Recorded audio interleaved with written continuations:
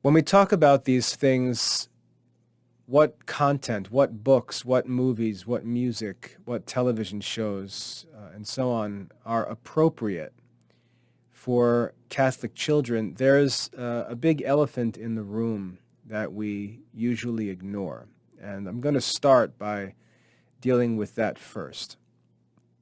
That big elephant that gets ignored is a problem that creates more problems, and that problem is idleness. Idleness is the result of bad household management, bad school management, bad homeschool management. Idleness creates a situation in which there are no good options. Um, the, the, the idleness itself is the problem, and the solution is very simple. Parents often beat the kids up verbally or just, in their own minds because they're frustrated that the kids even want to read this book or watch that movie or listen to this music. But what they're ignoring is the fact that the kids are idle. The kids don't have anything else to do. And it's not necessarily true that the kids really even want to do those things. There's just nothing else to do. What are they going to do? Stare at the wall? Parents may suggest things like, oh, maybe you can go play cards, or maybe you can go, I don't know, practice handwriting? What are they going to do? Tic-tac-toe? The idleness is a problem, and it's not the kids' fault that they look for something to do when they're idle. Pretending that back in the old days we didn't do things like watch movies or listen to music is just hypocritical. We did because we were idle.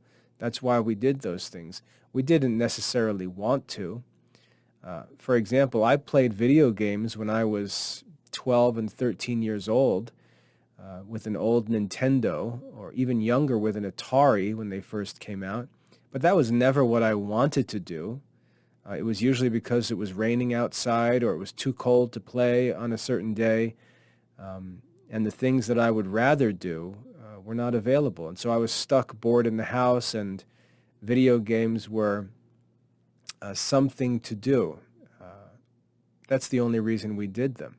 But idleness was the cause. And in our kids' lives, if we don't have a schedule that's wisely prepared and carefully followed, if we don't have the discipline ourselves to follow a schedule that's beneficial for the kids, our looseness, our idleness, our desire for our own free time or whatever may produce these vacuum periods of idleness in the kids' schedule that then leaves them trying to find things to do. And that's our fault as parents and teachers. We have to go over those schedules, look at our household routines, and ask why there are these periods of idleness and whether they can simply be eliminated rather than fight over books and movies and music and things like that. So I think that the real remedy for this problem, if we want to talk about the real remedy, the real cause of this problem, it's not the content of some Harry Potter book or some movie or television show or some new song that the kids are listening to. All of those things have one common problem. And that common problem is we're leaving kids idle. And the old saying is, idle hands are the devil's workplace. And that's true. We can't be idle. Even as adults, it's not good for us to be idle.